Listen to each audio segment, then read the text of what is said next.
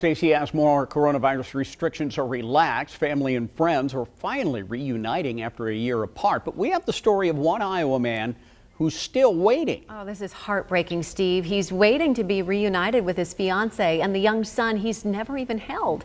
New at 6, KCCI's Kayla James tells us why there's no end in sight to this family's separation. Michael Nearon was only able to physically be with his fiance for the first sonogram. That was in February of 2020. His son will be 1 year old this August, and Michael worries he will still only know him through a screen. 9-month-old Noah Nearon is never without a smile. Never without something to say. And never without somewhere to go. But who he is without is his dad, Michael Nearon. Hi, buddy. Who is over 8,000 miles away in Des Moines. He's never held his son, not even on the day he was born. I wanted to be with my son. I wanted to hold my son. I wanted to bond, and couldn't do it. Noah lives in the Philippines with his mother, Maria Corazon. She wants to move to Iowa, but the pandemic put her visa process on hold. Maria went through her pregnancy without her fiance by her side. It's very difficult for me because I am a first-time mom. And with the Philippines currently not accepting tourism, Michael can't visit his fiance or son. Hi, bud. You look like you're still tired. Daily video chats will have to do for Michael and his daughter, McKaylee. Hi, Noah.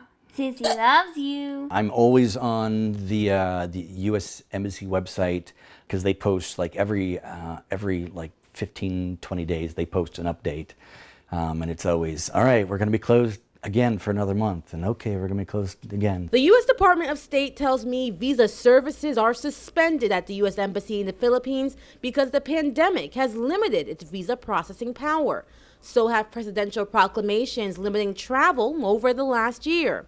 In a statement provided to KCCI, the U.S. Department of State says there's no timeline on when all embassies will be fully operating. I do understand that this is for everybody's health, but they need to make some type of exceptions for families like this. Nearon joins thousands of people across the country hoping for an exception. We have tons of love stories, people waiting fiancé visas. Sonia Perez-Conrad is a human rights attorney based in Des Moines. There are no exceptions for faster processing.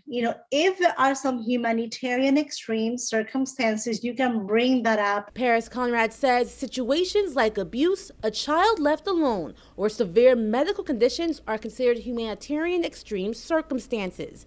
Everyone else may have to wait, but we've just reunited 3 children with mom after a long waiting period. Perez-Conrad says since February, more embassies have started to reopen. I know Noah is longing to have a dad. Maria Corazon is hoping and praying. I told God, Lord, please give us a chance to be together as a family because we don't know what's tomorrow. Michael and McKaylee are waiting. That's the first ultrasound that I was at, yeah. Waiting to be in photos with Noah. Bought the brand new crib and it's just been sitting empty this whole time. Waiting to welcome both Maria and Noah into their home here in Iowa. Since I spoke to Michael a week ago, he's emailed the White House and the U.S. Embassy in the Philippines. We'll let you know if and when his fiancé and son make it to Iowa. Kayla James, KCCI 8 News, Iowa's news leader.